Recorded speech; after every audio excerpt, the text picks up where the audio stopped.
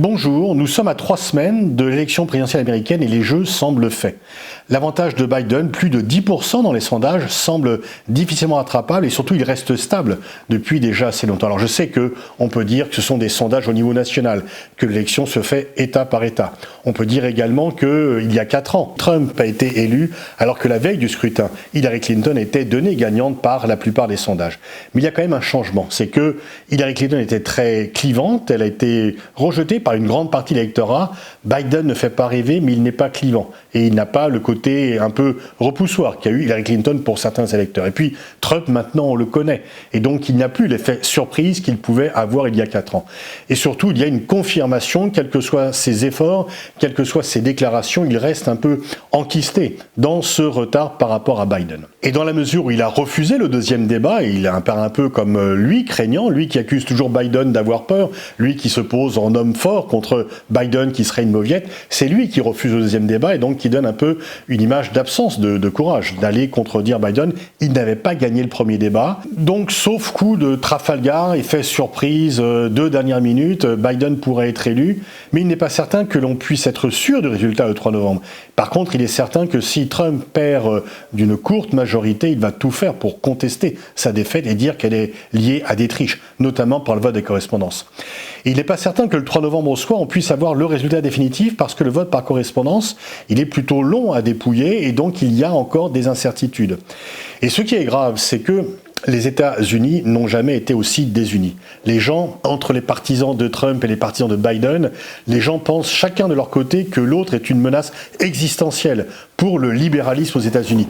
Les électeurs de Trump accusent Biden de vouloir instaurer une sorte de nouveau socialisme aux États-Unis, de mettre en danger le libéralisme américain, mais c'est le même reproche que font les partisans de Biden, parce qu'ils reprochent à Trump de mettre en danger les équilibres institutionnels, la Cour suprême, le droit des minorités, le droit des femmes et le droit des plus pauvres. Jamais une élection n'a été aussi polarisée, jamais les deux camps ont été aussi peu en capacité de débattre et de se parler. Et le vainqueur, si c'est Biden, ne va pas résoudre cela parce que les partisans de Trump auront du mal à accepter leur défaite. Trump lui-même aura du mal à accepter leur défaite et s'il n'y a pas réellement de risque de guerre civile aux États-Unis, le risque de violence dans un pays où 300 millions d'armes circulent librement, où des gens sont persuadés d'être dans leurs droits lorsqu'ils utilisent les armes pour protéger la propriété contre ce qu'ils présentent comme des pilleurs ou des adversaires, cette probabilité est quand même assez forte et très inquiétante. Donc il y a une période d'incertitude très dangereuse qui pourrait s'ouvrir pour les États-Unis, qui est d'autant plus dangereuse vu la place qu'ont les États-Unis dans le monde et son rôle de première puissance mondiale, qu'il joue déjà assez peu ou assez mal depuis que Trump est élu, et qu'il jouerait encore moins dans une période d'incertitude sur qui est réellement à la tête des États-Unis. Si Biden est élu, est-ce qu'il va changer sa politique internationale?